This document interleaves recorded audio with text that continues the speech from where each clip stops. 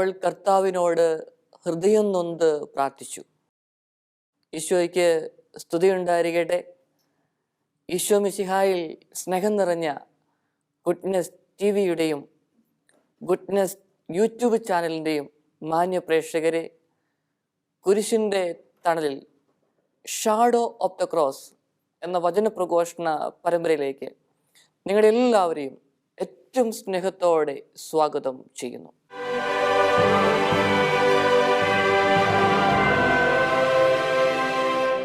എഫ്രായിം നാട്ടിൽ എൽക്കാന എന്ന് പറയുന്ന ഒരു വ്യക്തി ഉണ്ടായിരുന്നു. അദ്ദേഹത്തിന് 2 ഭാര്യമാരുണ്ടായിരുന്നു. ഒരാളുടെ പേര് ഹന്ന, മറ്റേ ആളുടെ പേര് പെനീന. ഷീലോ എന്ന നഗരത്തിലെ പള്ളിയിലേക്ക് എല്ലാ വർഷവും ദൈവത്തെ ആരാധിക്കാനും ബലിയർപ്പിക്കുവാനും കുടുംബസമേതം അവർ പോവുക എന്നുള്ളത് പതിവായിരുന്നു. ഈ പോകുന്ന വഴിക്ക് ഹന്നയ്ക്കുണ്ടാകുന്ന വേദനകൾ വളരെ വലുതായിരുന്നു. കാരണം ഹന്ന വന്ധ്യയായിരുന്നു, പെനീനായിക്ക് മക്കളുണ്ടായിരുന്നു. ഇനി ഈ എൽക്കാന ഹന്നയെ അധികമായി സ്നേഹിക്കുന്നു എന്ന തോന്നലൊക്കെ പെനീനായില് വലിയ വേദനകളൊക്കെ ഉണ്ടാക്കി. അപ്പോൾ ഇവർ ഈ ഷീലോ നഗരത്തിലെ ദേവാലയത്തിലേക്ക് പോകുന്ന സമയത്ത് ഈ പെനീന ഹന്നയെ കുത്തുവാക്കുകൾ കൊണ്ട് വേദനിപ്പിക്കുമായിരുന്നു. മക്കളില്ലാത്ത കാര്യം പറഞ്ഞ് പ്രവോക്ക് ചെയ്യുമായിരുന്നു. വലിയ വേദനയിലൂടെ വ്യതയിലൂടെ ഹന്ന പോയിക്കൊണ്ടിരിക്കുന്നു. ഈ അവസരത്തിൽ എൽക്കാന ഹന്നയോട് സംസാരിക്കുവാൻ തയ്യാറാകുന്നു.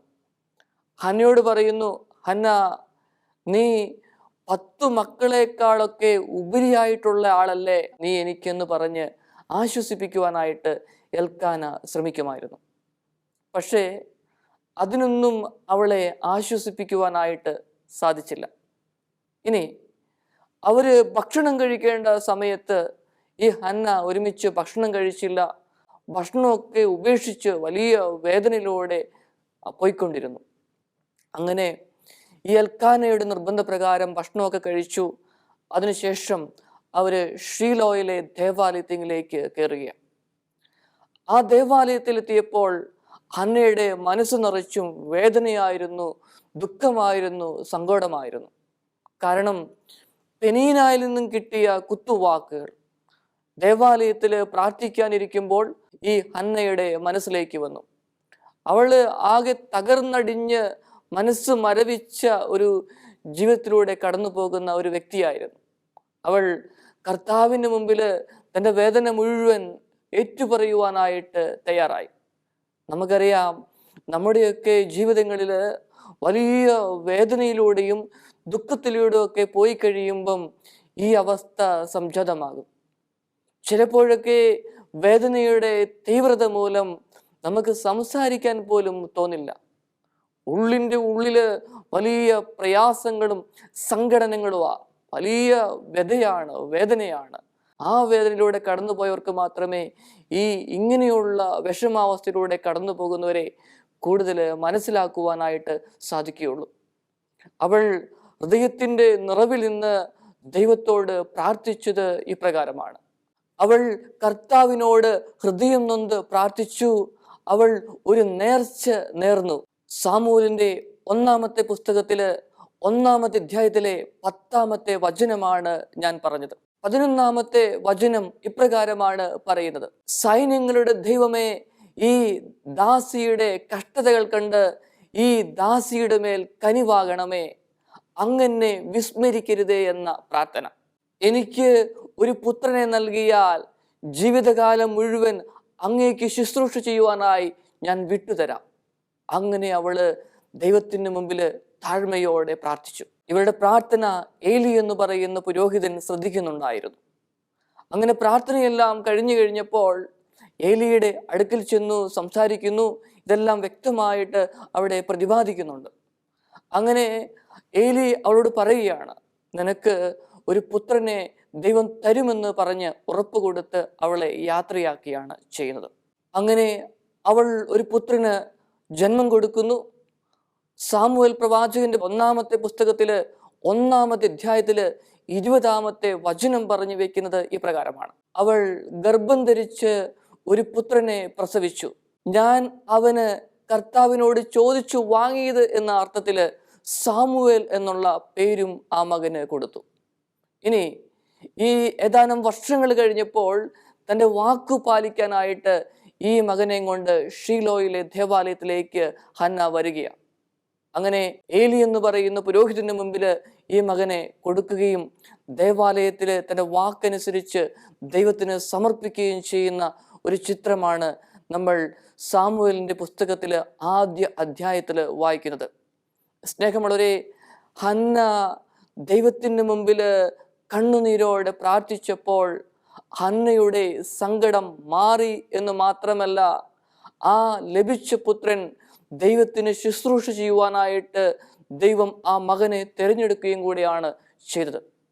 സങ്കീർത്തനത്തിന്റെ പുസ്തകത്തിലെ 34-ാമത്തെ അധ്യായത്തിലെ 18-ാമത്തെ വചനവും ഇപ്രകാരമാണ് പറഞ്ഞു വെക്കുന്നത്: ഹൃദയം നുറുങ്ങിയവർക്ക് കർത്താവ് സമീപസ്ഥനാണ്, മനമുരുകിയവരെ അവിടുന്ന് രക്ഷിക്കുന്നു.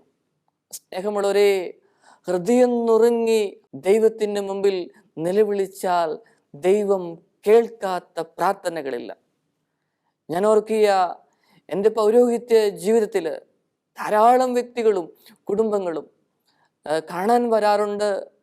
അവരുടെ സങ്കടങ്ങളും വേദനകളും ഒക്കെ പറയാറുണ്ട്. പ്രാർത്ഥിക്കണമച്ചോ എന്ന് പറയാറുണ്ട്. ഞാൻ പ്രാർത്ഥിക്കാമെന്ന് പറയും. ഒരു കുടുംബം വലിയ മനോവ്യതയോടുകൂടെ എൻ്റെ അടുക്കൽ വന്നു. അച്ചോ, വലിയ വേദനയിലൂടെ കടന്നു പോവുകയാ, സാമ്പത്തികമായിട്ടൊക്കെ കുഴപ്പമില്ല, പക്ഷേ വലിയ വേദനയാച്ചാ, അച്ഛൻ പ്രാർത്ഥിക്കണം. നിങ്ങൾക്കറിയാമല്ലോ, ഒരു പുരോഹിതൻ ഒരു കുടുംബത്തിൻ്റെ മാത്രം അംഗമല്ല, അവൻ എല്ലാ കുടുംബത്തിൻ്റെയും അംഗമാ. അവൻ്റെ അടുക്കിലേക്ക് വരുന്ന ഓരോ മക്കളെയും ആശ്വസിപ്പിക്കുകയും ഈശോയിലേക്ക് അടുപ്പിക്കുകയും ചെയ്യുക എന്നുള്ളത് അവൻ്റെ ദൗത്യമാണ്. നിരന്തരമായിട്ട് ഈ കുടുംബം പ്രാർത്ഥന ചോദിച്ചിരുന്നു. വലിയ വേദനയിലൂടെയും വ്യതയിലൂടെയാ പോയിക്കൊണ്ടിരുന്നത്. അവസാനം ഞാൻ കണ്ണുനീരോടുകൂടെ പ്രാർത്ഥിക്കുമായിരുന്നു. ഒരുപക്ഷെ അവരുടെ കുടുംബജീവിതം വിവാഹമോചനത്തിൻ്റെ വക്കിലെത്തിയ സമയം പോലും ഉണ്ടായിരുന്നു. മക്കളൊക്കെ ഉണ്ട്, അവരുടെ പേരൻസ് ഉണ്ട്, ബ്രദേഴ്സും സിസ്റ്റേഴ്സും എല്ലാവരും ഉണ്ട്. പക്ഷേ ഈ ഒരു അവസരത്തിൽ നമുക്കറിയാലോ, ആരും അവരെ ഹെൽപ്പ് ചെയ്യാനില്ലാത്ത ഒരു സാഹചര്യം. ദൈവത്തോട് ചേർന്ന് കണ്ണുനീരോടെ, പ്രത്യേകിച്ച് രാത്രിയുടെ യാമങ്ങളിൽ വിശുദ്ധ കുർബാനയിലൊക്കെ സമർപ്പിച്ച് പ്രാർത്ഥിച്ചപ്പോൾ ഏകദേശം 8-9 മാസം കഴിഞ്ഞപ്പോൾ എനിക്ക് കാണാൻ സാധിച്ചു വലിയ മാറ്റങ്ങൾ ആ കുടുംബത്തിൽ വരുന്നത്. സ്നേഹമുള്ളവരെ, ഞാൻ നിങ്ങളോട് പറയുകയാണ്, ദുഃഖങ്ങളില്ലാത്ത ജീവിതങ്ങളില്ല. ഈ ജീവിതങ്ങളിൽ കണ്ണുനീരോടെ ഈ ഹന്ന പ്രാർത്ഥിച്ചതുപോലെ പ്രാർത്ഥിച്ചാൽ ദൈവം നമ്മുടെ പ്രാർത്ഥന കേൾക്കുമെന്നുള്ളത് ഉറപ്പാണ്. നമ്മൾ ആഗ്രഹിക്കുന്നതിനേക്കാൾ കൂടുതൽ കാര്യങ്ങൾ ദൈവം തരുമെന്നുള്ളതും ഉറപ്പാണ്. നമ്മുടെയൊക്കെ ജീവിത സാഹചര്യങ്ങളിലേക്ക് ഒന്ന് ഇറങ്ങിച്ചെല്ലാം. ഇന്ന് മാതാപിതാക്കളെ സംബന്ധിച്ച് പറയുകയാണെങ്കിൽ അവർ 2 തരത്തിലുള്ള വേദനകളാണ് അനുഭവിക്കുന്നത്. ഒന്ന്, മക്കളെക്കുറിച്ചുള്ള ആകുലതകൾ. രണ്ടാമത്തെ കാര്യം എന്ന് പറയുന്നത് ഏകാന്തത. ഈ 2 കാര്യങ്ങൾ അവരെ പിടികൂടിയിരിക്കുകയാണ്. സാമ്പത്തികം, അതൊക്കെ ഒരു പരിധിവരെ എല്ലാവർക്കും ഉണ്ട്. പണ്ടൊക്കെ സാമ്പത്തികപരമായ കാര്യങ്ങളായിരുന്നു അവരെയൊക്കെ തളർത്തി കളഞ്ഞിരുന്നത്. ചിലരൊക്കെ പറയാറുണ്ട്, അച്ചോ, 13-14 വയസ്സുള്ള എൻ്റെ മകള് എൻ്റെ നേരെ കൈ ചൂണ്ടി സംസാരിക്കുമ്പം മനസ്സ് പതറിപ്പോവുകയാണ്. അവരുടെ ഓരോ പ്രവൃത്തിയൊക്കെ കാണുമ്പം വലിയ പ്രയാസമായി. എന്താ ചെയ്യണ്ടേ? 1-2 അല്ലേ ഉള്ളൂ അച്ഛാ. എന്തെങ്കിലുമൊക്കെ പറഞ്ഞു കഴിഞ്ഞാൽ, എന്തെങ്കിലും കുരുത്തക്കേട് കാണിച്ചാൽ എന്ത് ചെയ്യും അച്ഛാ? ഞങ്ങളൊക്കെ ഉണ്ടായിരുന്ന സമയത്ത് 8-9 ഒക്കെ ഉണ്ടായിരുന്നു. പക്ഷേ അവിടെ പരസ്പരം അങ്ങോട്ടും ഇങ്ങോട്ടും ഒക്കെ വഴക്ക് പറയുമായിരുന്നു, വഴക്കുണ്ടാക്കുമായിരുന്നു. പക്ഷേ വലിയൊരു ഇഴയെടുപ്പും ഉണ്ടായിരുന്നു. ഇപ്പോൾ ഒന്നും ചെയ്യാൻ പറ്റാത്ത അവസ്ഥ. ഈ അവസ്ഥയിലൂടെ കടന്നു പോകുന്ന മാതാപിതാക്കൾ, എന്ത് ചെയ്യണമെന്ന് അറിയാൻ പറ്റാത്ത മാതാപിതാക്കൾ ഒരു വശത്തുണ്ട്. ഇനി മറുവശത്ത് വലിയ ഏകാന്തതയിലൂടെ കടന്നു പോകുന്ന മാതാപിതാക്കളുണ്ട്. ഞാൻ ഏതാനും മാസങ്ങൾക്ക് മുൻപ് ഒരു അമ്മച്ചിയെ സന്ദർശിച്ചു. അമ്മച്ചി പറഞ്ഞു, അച്ചോ എനിക്ക് 8 മക്കളുണ്ട്, പക്ഷേ അവരെല്ലാം വിദേശ രാജ്യങ്ങളിലാണ്. അതിലൊക്കെ എനിക്ക് സന്തോഷമുണ്ട് അച്ചോ. പക്ഷേ ക്രിസ്മസ് വരുമ്പോഴും ഈസ്റ്റർ വരുമ്പോഴും ആരും എൻ്റെ കൂടെയില്ല. അതാണ് എൻ്റെ വലിയ വിഷമം. അവരൊക്കെ വീഡിയോ കോളിൽ വിളിക്കും, കുറച്ച് സമയമൊക്കെ സംസാരിക്കും. പിന്നെ ഞാൻ തനിയ വലിയ ഏകാന്തതയിലൂടെ കടന്നു പോകുന്ന സ്ഥിതിവിശേഷം. ഒരു വലിയ നൊമ്പരത്തിൻ്റെ ദുഃഖത്തിൻ്റെ ചിത്രമാണ് ഇവിടെയെല്ലാം കാണാനായിട്ട് സാധിക്കുക. ഇനി മക്കളോട് ചോദിച്ചാൽ അവർ പറയും, അച്ചോ ഈ അപ്പച്ചനും അമ്മച്ചിക്കൊക്കെ ഇപ്പോഴത്തെ കാലഘട്ടത്തെക്കുറിച്ചൊന്നും വലിയ ഗ്രാഹ്യമൊന്നുമില്ല. അവരുടേതായ രീതിയിലൊക്കെ പോകുന്നു. കൂട്ടുകാർ ഞങ്ങളോട് പറയുന്നത് ഒന്ന്, അപ്പനും അമ്മയും പറയുന്നത് വേറൊന്ന്, പിന്നെ ഞങ്ങൾ ഏതാ സ്വീകരിക്കേണ്ടത് ഞങ്ങൾക്കറിയത്തില്ല. അങ്ങനെ ജീവിതം ഇങ്ങനെ മുമ്പോട്ട് പോകുന്ന മക്കളുണ്ട്. ഞാൻ പറഞ്ഞതിനൊക്കെ വിപരീതമായി ഏറ്റവും സ്നേഹത്തോടെ ജീവിക്കുന്നവരൊക്കെ ഉണ്ട് കേട്ടോ, അത് മറക്കരുത്. എന്നാൽ വലിയ വേദന, തീരാ ദുഃഖം, ആരും ഞങ്ങളെ വിളിക്കാനില്ലല്ലോ, ആരും ഞങ്ങളെ കേൾക്കാനില്ലല്ലോ എന്ന ചിന്തയിലൂടെ പോകുന്ന നിമിഷങ്ങളിൽ എങ്ങനെ ഈ ജീവിതത്തെ കൈകാര്യം ചെയ്യുവാനായിട്ട് സാധിക്കും? ഹന്ന പ്രാർത്ഥിച്ചപ്പോൾ ദൈവം പ്രവർത്തിച്ചു. പ്രിയപ്പെട്ടവരെ, സങ്കീർത്തനത്തിൻ്റെ പുസ്തകത്തിൽ എന്നെയും നിങ്ങളെയും ഒക്കെ ആശ്വസിപ്പിക്കുന്ന നമുക്ക് പരിചിതമായ ഒരു വചനമുണ്ട്. 56-ാമത്തെ അധ്യായത്തിലെ 8-ാമത്തെ വചനം പറഞ്ഞു വെക്കുന്നത് ഇപ്രകാരമാണ്: അവിടുന്ന് എൻ്റെ അലച്ചിലുകൾ എണ്ണിയിട്ടുണ്ട്, എൻ്റെ കണ്ണീർ കണങ്ങൾ കുപ്പിയിൽ ശേഖരിച്ചിട്ടുണ്ട് എന്ന്. എൻ്റെ കഷ്ടപ്പാടും വേദനയും കാണുന്ന ഒരു ദൈവം, അത്രമാത്രം എന്നെ അറിയാവുന്ന ഒരു ദൈവമാണ് നമ്മുടെ കൂടെ ഉള്ളത്. സ്നേഹമുള്ളവരെ, ആ ദൈവത്തിന് മുമ്പിൽ നിശബ്ദമായി ഇരിക്കാൻ സാധിക്കുന്നുണ്ടോ? പ്രാർത്ഥിക്കാൻ സാധിക്കുന്നുണ്ടോ? കഴിഞ്ഞ എപ്പിസോഡിൽ നിശബ്ദതയെക്കുറിച്ചും ദൈവത്തിൻ്റെ മുമ്പിൽ ഏകാന്തമായി ഇരിക്കേണ്ടതിനെക്കുറിച്ചും ഒക്കെ ഞാൻ പ്രതിപാദിച്ചു കഴിഞ്ഞു.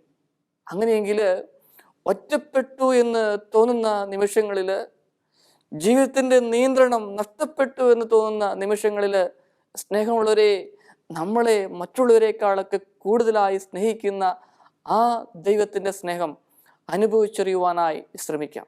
വീണ്ടും ഉൽപ്പത്തിയുടെ പുസ്തകത്തിൽ 21-ാമത്തെ അധ്യായത്തിലെ 14 മുതൽ 19 വരെയുള്ള വാക്യങ്ങളിൽ ഹാഗാറിനെ കുറിച്ച് പ്രതിപാദിക്കുന്നുണ്ട്. ഈ ഒരു കാര്യം ഈ ഒരു അവസരത്തിൽ ധ്യാനിക്കുന്നതും പ്രാർത്ഥിക്കുന്നതും ഉചിതമാണെന്ന് എനിക്ക് തോന്നുന്നു.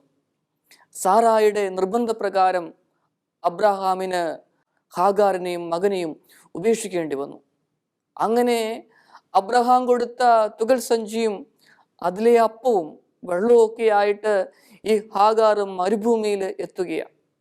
ഏതാനും ദിവസങ്ങൾക്കുള്ളിൽ ഈ അപ്പവും തീർന്നു, വെള്ളവും തീർന്നു.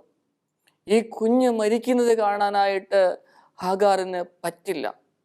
അതിൻ്റെ ദയനീയമായ നോട്ടം, ദയനീയമായ നിലവിളി സഹിക്കാൻ പറ്റുന്നതിന് അപ്പുറമായിരുന്നു സഹോദരങ്ങളെ. അതുകൊണ്ട് ഈ ഹാഗാർ എന്തു ചെയ്യുന്നറിയാവോ? ഒരു കുറച്ച് അകലെ ഈ കുഞ്ഞിനെ സ്വസ്ഥമായിട്ടൊന്ന് കടത്തിയിട്ട് ഈ ഹാഗാർ മുഖം തിരിഞ്ഞൊന്നിരുന്നു. ആ സമയത്ത് ഈ കുഞ്ഞ് നിലവിളിക്കുകയാണ്. വിശന്നിട്ട് നിലവിളിക്കുന്ന ഒരു സമയം ഓർക്കുക. ഒരു സഹായ ഹസ്തവുമില്ല മരുഭൂമിയിൽ. ഹാഗാറുകൊണ്ട്, കുഞ്ഞുകൊണ്ട്, മരുഭൂമിയിലെ ചൂടും വേദനയും മനസ്സിൻ്റെ വേദനകളും വ്യതകളും എല്ലാം അത് മാത്രമേ ഉള്ളൂ. അവിടെ വലിയ വേദനയോടെ ഹാഗാറിന് പൊട്ടിക്കരയാൻ പോലും പറ്റുന്നില്ല. കാരണം അത്രമാത്രം വേദനയാ. നമുക്കറിയാലോ, വലിയ വേദന വന്നു കഴിയുമ്പം കരയാൻ പറ്റില്ല. ചിലർ പറയും, വലിയ വേദനയിലൂടെ കടന്നു പോകുമ്പം നീ ഒന്ന് കരഞ്ഞത് അവസാനിപ്പിക്കുക, ഒന്ന് കരയാവോ എന്ന് ചോദിക്കും. പക്ഷേ തീവ്രമായ വേദന വന്നാൽ പ്രിയപ്പെട്ടവരെ കരയാനായിട്ട് പറ്റില്ല. സ്റ്റക്കായിപ്പോയ, സ്തംഭിച്ചു പോയ ഒരവസ്ഥയാ തീവ്രമായ വേദന വന്നാൽ. അവിടെ ഹൃദയത്തിൽ ഭയങ്കര പ്രയാസമാണ്, വലിയ വേദനയാ. ആ വലിയൊരു മനോവ്യതയോടുകൂടിയ ഹാഗാർ മാറി നിൽക്കുകയാ. കുഞ്ഞിൻ്റെ കരച്ചില് കേൾക്കാൻ പറ്റുന്നില്ല, കാണാൻ പറ്റുന്നില്ല. പക്ഷേ ദൈവത്തിൻ്റെ ദൂതൻ അവിടെ ഇടപെടുന്നത് നമ്മൾ കാണുന്നു. ഉൽപ്പത്തിയുടെ പുസ്തകത്തില് 21-ാമത്തെ അധ്യായത്തിലെ 17-ാമത്തെ വചനം: ഹാഗാർ, നീ കരയുകയോ വിഷമിക്കുകയോ വേണ്ട, കുട്ടിയുടെ കരച്ചിൽ ദൈവം കേട്ടിരിക്കുന്നു. നീ കരയുകയോ വിഷമിക്കുകയോ വേണ്ട. കുട്ടിയുടെ കരച്ചിൽ ദൈവം കേട്ടിരിക്കുന്നു. സ്നേഹമുള്ളവരെ, ഞാൻ ഈ മാതാപിതാക്കളെ കുറിച്ചും മക്കളെ കുറിച്ചും അവർ കടന്നു പോകുന്ന ഏകാന്തതയെക്കുറിച്ചും മക്കളുടെ ആകുലതകളെ കുറിച്ചും ഈ സംസ്കാരമായി രൂപപ്പെട്ടു വരാനുള്ള പ്രയാസങ്ങളെ കുറിച്ചൊക്കെ പറഞ്ഞില്ലേ? ഇവിടെയൊക്കെ ഒരു റെഡിമെയ്ഡ് ആൻസർ നമ്മുടെ മുമ്പിലില്ല. ഇവിടെ ഈ മരുഭൂമിയില് ഹാഗാറിന് മുമ്പില് ഒരു റെഡിമെയ്ഡ് ആൻസർ ഇല്ലായിരുന്നു. എല്ലാം മുമ്പോട്ട് നോക്കുമ്പം മണലാരണ്യം, ഒരു പ്രതീക്ഷയുമില്ല. പക്ഷേ ആ നിലവിളിക്കുന്ന കുഞ്ഞിന്റെ ആ കരച്ചില്, ആ ഹാഗാറിന്റെ ഹൃദയത്തിന്റെ നെടുവീർപ്പ് ദൈവം കണ്ടില്ലേ? നീ വിഷമിക്കേണ്ട, പരിഭ്രമിക്കേണ്ട എന്ന് പറഞ്ഞു. പിന്നീട് അങ്ങോട്ട് നടന്നതല്ല എന്താണെന്ന് നമുക്കറിയാം. അതേ പ്രിയപ്പെട്ടവരെ, നമ്മുടെ ജീവിതവും ഇതുപോലെയാ. ജീവിതത്തില് ഒറ്റപ്പെട്ട് തകർന്ന് തരിപ്പണമായെന്ന് തോന്നുന്ന നിമിഷങ്ങളുണ്ട്. ആരും ഇല്ല എന്ന് തോന്നുന്ന നിമിഷങ്ങളുണ്ട്. ദൈവമേ, എന്തിനീ ജീവിതം? ഒറ്റയ്ക്ക് തുഴഞ്ഞ് എത്രമാത്രം എത്തും?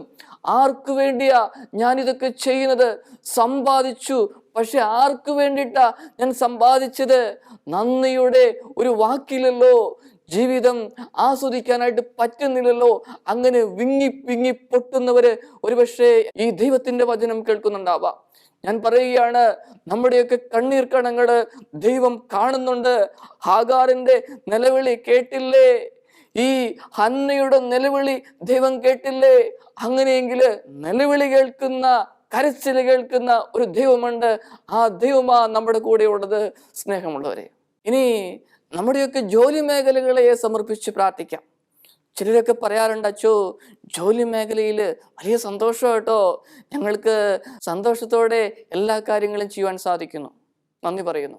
എന്നാൽ നമ്മളൊക്കെ ജോലി ചെയ്യുന്ന സ്ഥലത്തേക്ക് പുതിയൊരു സ്റ്റാഫ് കടന്നു വരുമ്പോൾ അവന് വേണ്ട കാര്യങ്ങളൊക്കെ പറഞ്ഞു കൊടുക്കുവാനായിട്ട് പറ്റുന്നുണ്ടോ? ഒരുപക്ഷെ നിങ്ങളെക്കാൾ പഠിപ്പുള്ള ആളായിരിക്കാം വരുന്നേ, പക്ഷേ അനുഭവം, പരിജ്ഞാനം, പ്രാക്ടീസ് ഒന്നും ഇല്ലായിരിക്കാം.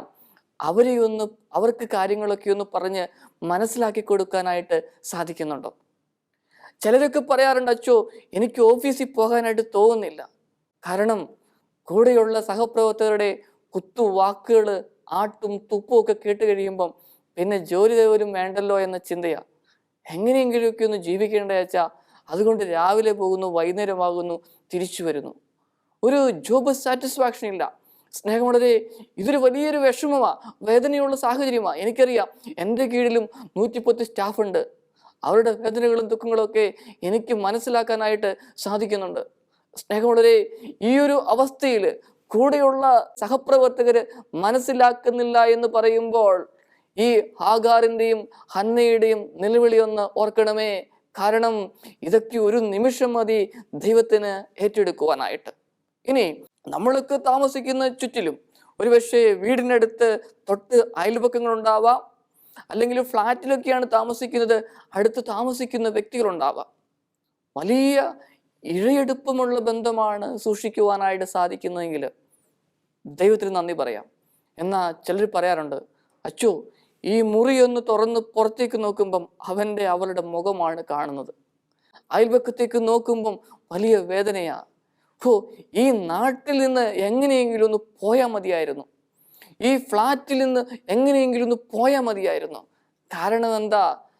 മുഖത്ത് വലിയ ദേഷ്യവാ, എന്തിനാണെന്നറിയില്ല, വലിയ ദുഃഖവാ, ഒന്ന് അഡ്ജസ്റ്റ് ചെയ്യാനായിട്ട് സാധിക്കുന്നില്ല.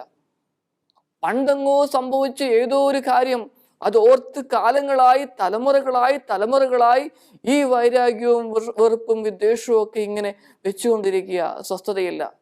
ഇങ്ങനെ പോകുന്ന ധാരാളം അയൽവക്കക്കാരുണ്ട്. സ്നേഹമുള്ളവരെ, എനിക്കറിയാം, വലിയ വേദനയാ, വലിയ തിക്ത അനുഭവമാ. പിന്നെ ആ വീടുകളിലൊക്കെ ഒരു ഫംഗ്ഷൻ വന്ന് വിചാരിച്ചേ, ഒരു മാമോദീസ, ഒരു വിവാഹം വന്ന് വിചാരിച്ചേ, ചിലപ്പം തൊട്ടടുത്തുള്ളവരെയൊക്കെ ഒഴിവാക്കിക്കൊണ്ടിട്ടുള്ള ഒരു വിളിയും ആഘോഷവും ഒക്കെ, അതൊക്കെ വലിയ വ്യതയാ ഓരോ വ്യക്തിയുടെയും മുമ്പിലേക്ക് കൊടുത്ത് ഇടുക. അതുകൊണ്ട് ഈ അവസരങ്ങളിൽ അങ്ങനെ തകർന്നു പോയി എന്ന് തോന്നുന്ന നിമിഷങ്ങളിൽ വലിയ വേദനയിലൂടെ പോകുന്ന ഓരോ മക്കളെയും ഞാൻ കാണുകയും പ്രാർത്ഥിക്കുകയും ചെയ്യുന്നു.